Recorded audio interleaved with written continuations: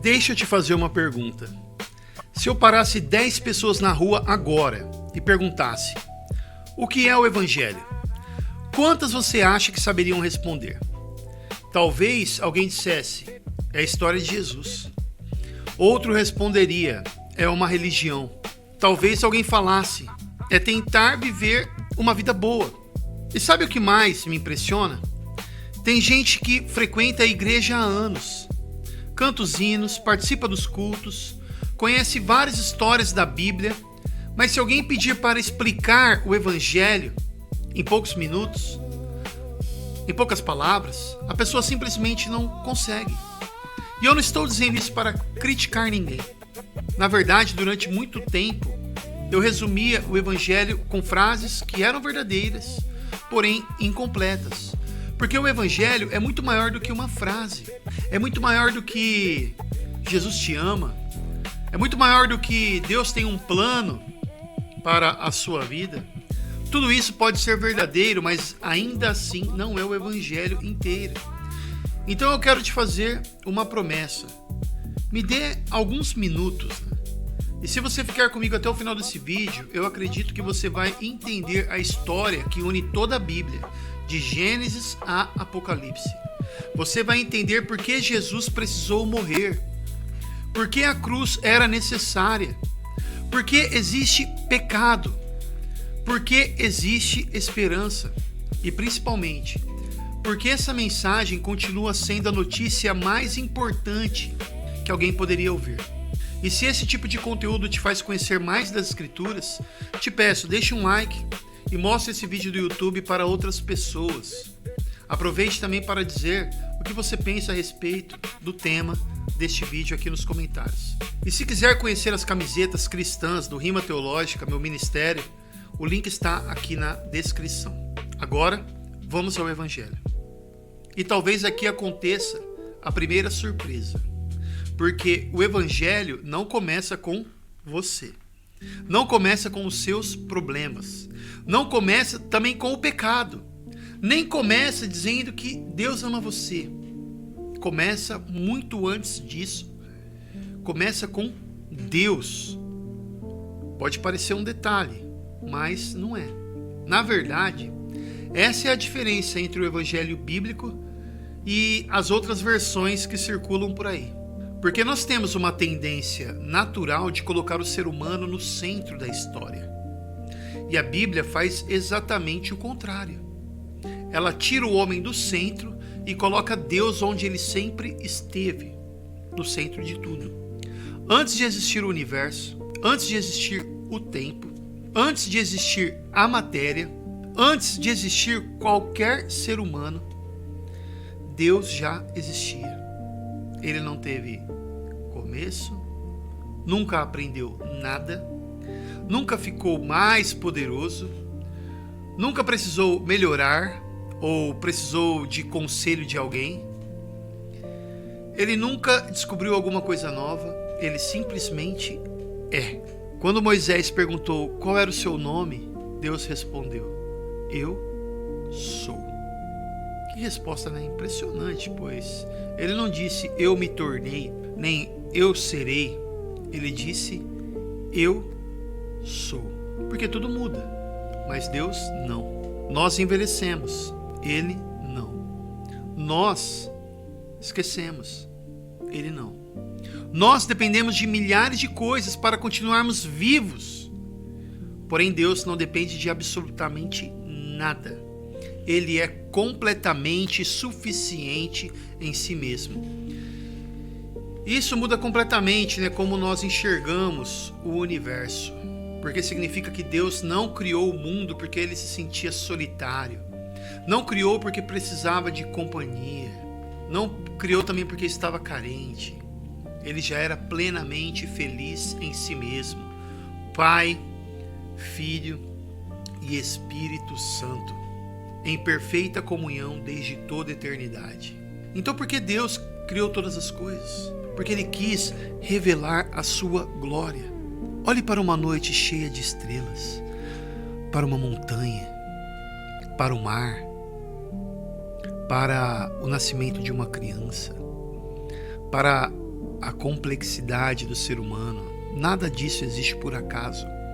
Tudo aponta para o Criador.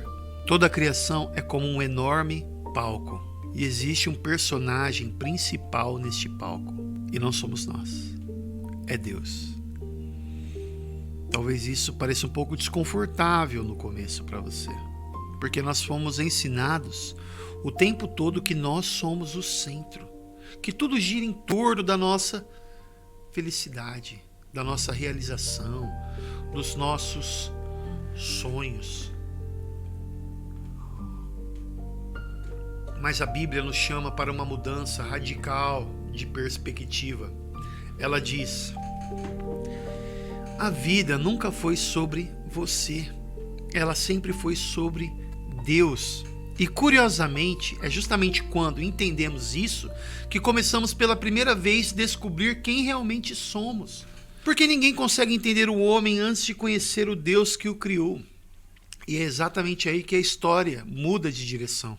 Porque esse Deus santo, perfeito, glorioso, resolveu criar o ser humano à sua imagem. E era para ser uma história de perfeita comunhão. Mas alguma coisa deu terrivelmente errado. Eu não sei vocês, mas eu gosto muito, né? Alguém pode achar que isso é ultrapassado, meio cafona, mas eu gosto muito de usar um fundo verde, né? Porque às vezes a gente se cansa do cenário e com o fundo verde a gente pode brincar depois na edição. Eu gosto particularmente bastante, né? Como eu estava dizendo, alguma coisa mudou drasticamente, ou melhor dizendo, tragicamente. E aqui está o ponto. O maior problema da humanidade não começou quando Caim matou Abel. Não começou com a violência. Não começou com as guerras, nem com a corrupção, nem com as drogas, nem com a injustiça. Tudo isso veio depois, como consequência. O problema começou muito antes. Começou quando o homem resolveu tomar o lugar de Deus. Às vezes a gente pensa do pecado apenas como uma lista de coisas erradas, como mentir, roubar, trair, matar. Mas a Bíblia vai muito mais fundo.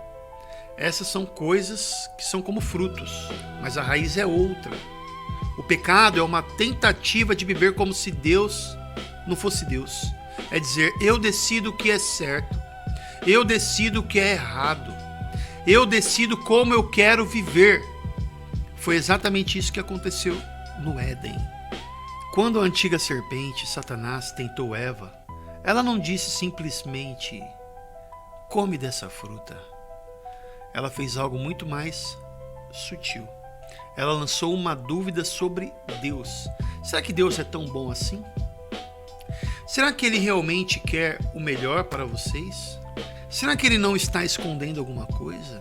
Percebe? Todo pecado começa com uma mentira sobre Deus. E quando acreditamos nessa mentira, passamos a confiar mais em nós mesmos do que nele. Foi isso que Adão e Eva fizeram. Eles trocaram o Criador pela criação. Trocaram a vontade de Deus pela própria vontade. E desde então, todos nós fazemos exatamente a mesma coisa.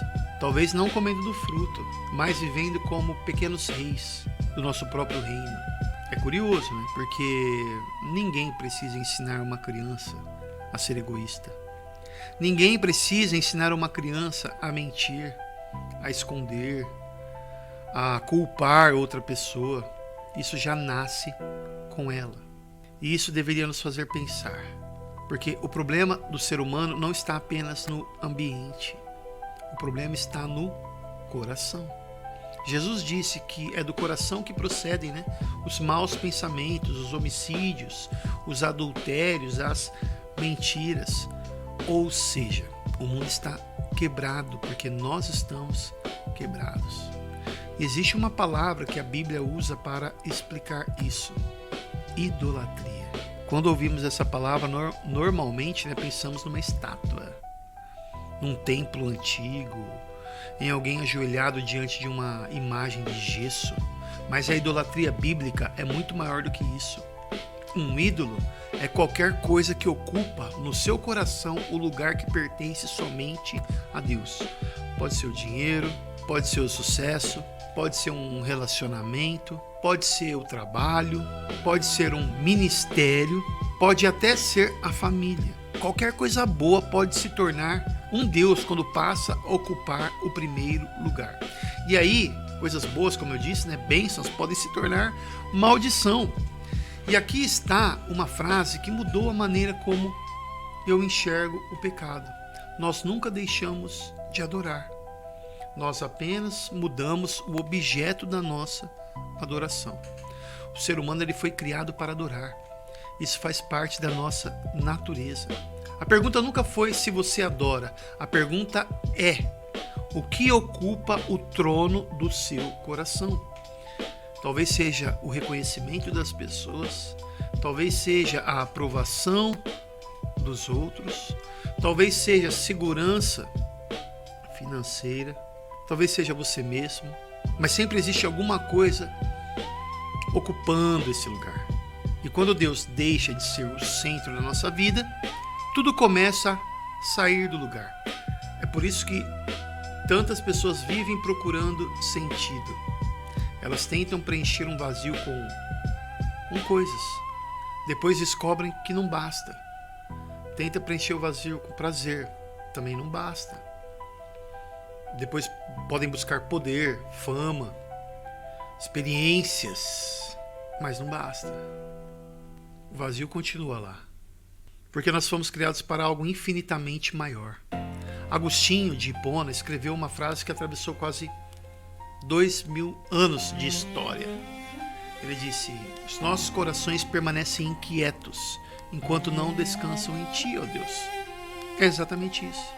O coração humano vive procurando alguma coisa que apenas Deus pode oferecer. Mas existe outro problema também. E talvez esse seja o mais sério de todos. Não basta reconhecer que estamos errados. Nós não conseguimos consertar isso. Imagine alguém tentando apagar um incêndio com um copo de água.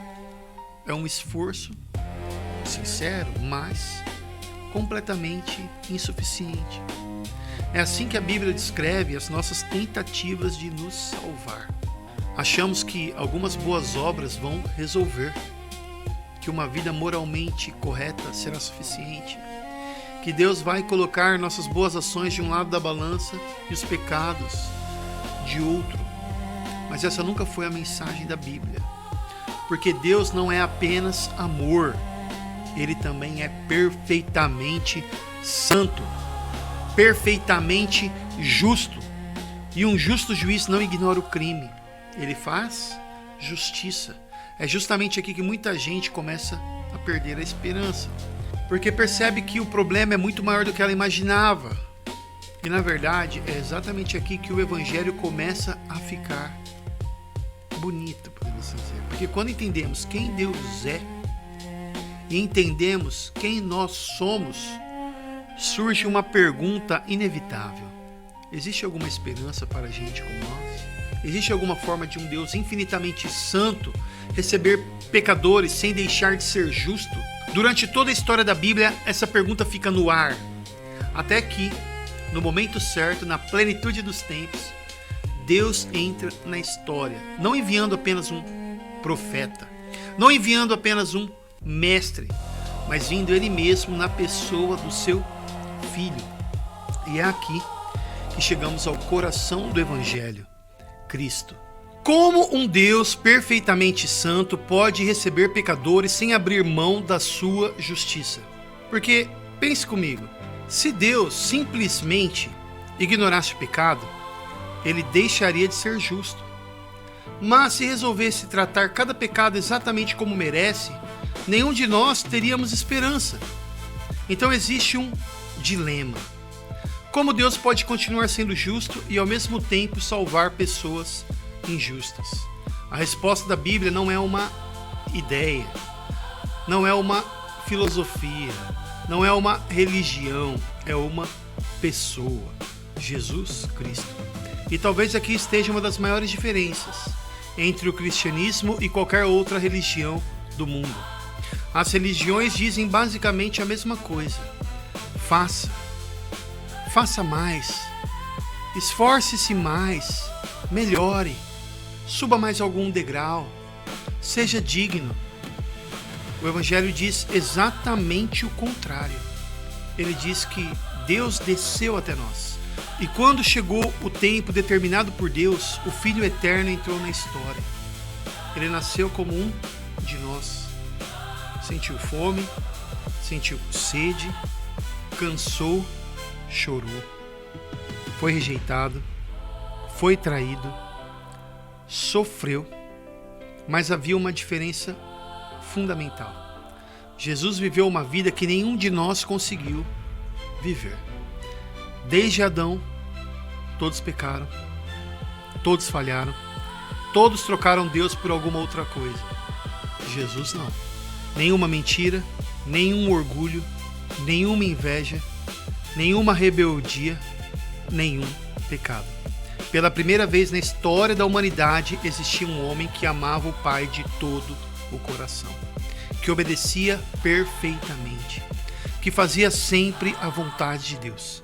Ele era tudo aquilo que Adão deveria ter sido, tudo aquilo que Israel deveria ter sido, tudo aquilo que nós nunca conseguimos ser. E então acontece o que talvez seja o maior escândalo da história. O único homem inocente é condenado. Jesus vai para a cruz. E aqui é importante entender uma coisa. A cruz não é um acidente. Não foi um plano que deu errado.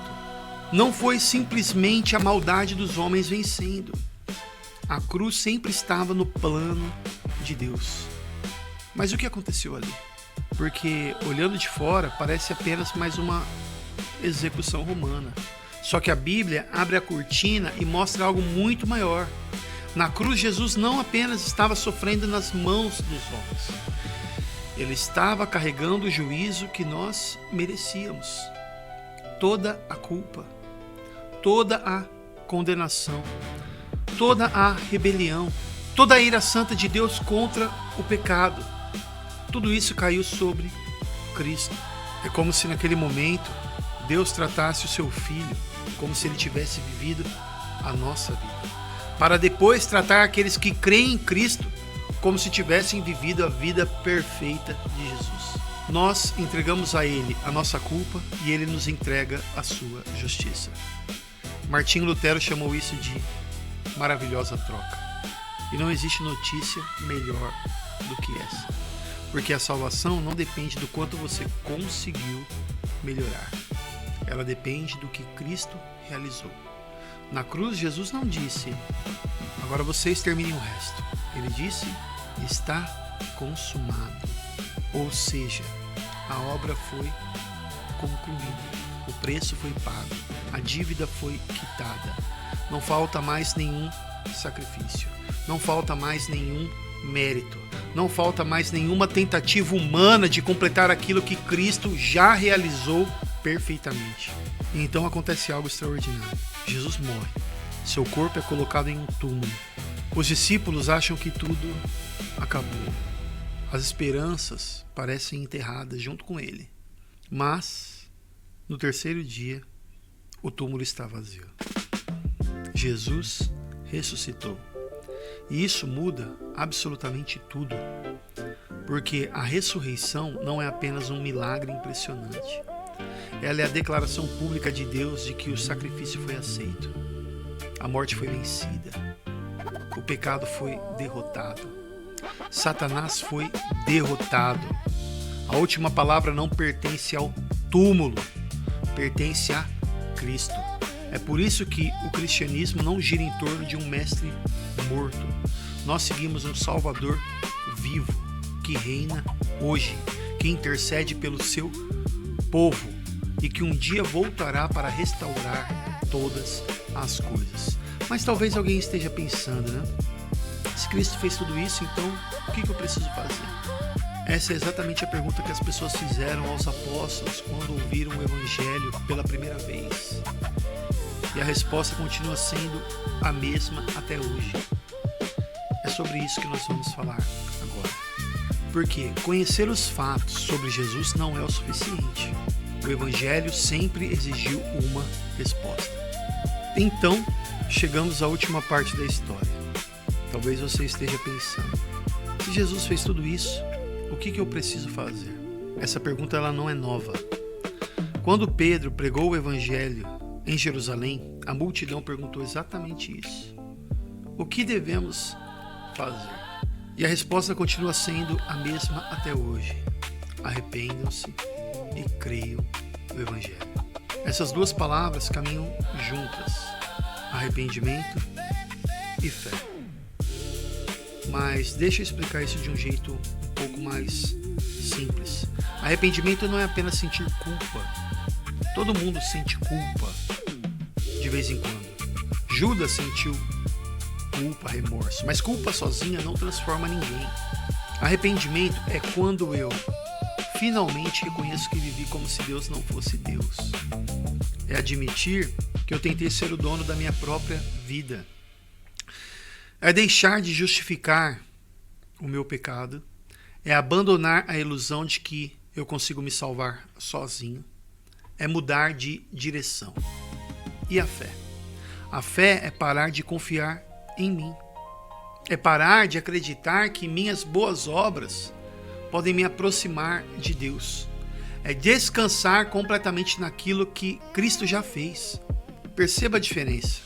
O Evangelho não diz: faça o seu melhor e Deus fará o resto.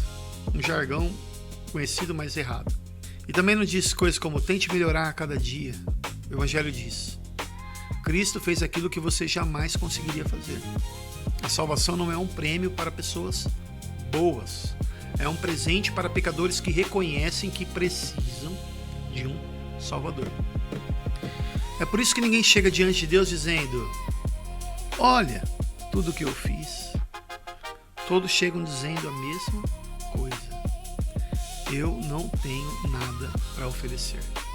A minha única esperança é Cristo. E sabe o que acontece quando alguém coloca sua fé em Jesus? Deus não apenas perdoa os pecados dessa pessoa, Ele faz algo muito maior. Ele o adota como filho. Declara que ela é justa por causa de Cristo. Coloca dentro dela o seu espírito e começa uma obra de transformação que vai durar a vida inteira. Perceba uma coisa muito importante: nós não obedecemos para sermos salvos. Nós obedecemos porque fomos salvos. O cristão não luta para conquistar o amor de Deus. Ele luta porque já foi amado. Ele não busca aprovação. Ele já foi aceito em Cristo. Ele não tenta pagar uma dívida. A dívida já foi paga na cruz. A obediência deixa de ser uma tentativa de conquistar a Deus. Ela se torna uma resposta de gratidão. É exatamente por isso que o Evangelho produz pessoas diferentes. Não porque elas ficaram mais religiosas, mas porque receberam um novo coração. E talvez você esteja assistindo esse vídeo e percebendo que até hoje conhecia algumas partes da mensagem, mas nunca tinha enxergado o quadro completo. Então deixa eu resumir tudo isso em poucos segundos. O Evangelho começa com Deus, um Deus santo, perfeito, digno de toda glória. Depois vem o homem, criado para adorar esse Deus, mas que decidiu viver para si mesmo e por isso se tornou escravo do pecado. E depois vem Cristo, o Filho de Deus, que viveu a vida que nós não vivemos e morreu a morte que nós merecíamos e ressuscitou para vencer o pecado e a morte. E por último, vem a resposta: arrependimento e fé. Não existe outro caminho. Não existe outro Salvador. Foi essa mensagem que transformou homens como Paulo, Pedro, Agostinho, Lutero, Calvino, Spurgeon e milhares de cristãos anônimos ao redor do mundo. E continua transformando pessoas hoje, talvez até você. Porque o Evangelho não é apenas uma mensagem para quem ainda não conhece Jesus. É a mensagem que o cristão nunca deixa de ouvir. Todos os dias nós nos lembramos de que não vivemos da nossa justiça. Vivemos da justiça de Cristo. Todos os dias lembramos que a nossa esperança não está na força da nossa fé, mas na perfeição do Salvador em quem nós confiamos. Essa é a diferença. Se esse vídeo ajudou você a entender melhor o Evangelho, eu queria te pedir uma coisa. Compartilhe com alguém. Se você gosta de conteúdos como esse, peço que se inscreva aqui no canal. Toda semana eu quero produzir vídeos que levem você a conhecer mais profundamente as Escrituras e enxergar a beleza do Evangelho. Que Deus abençoe a sua vida. Até o próximo vídeo.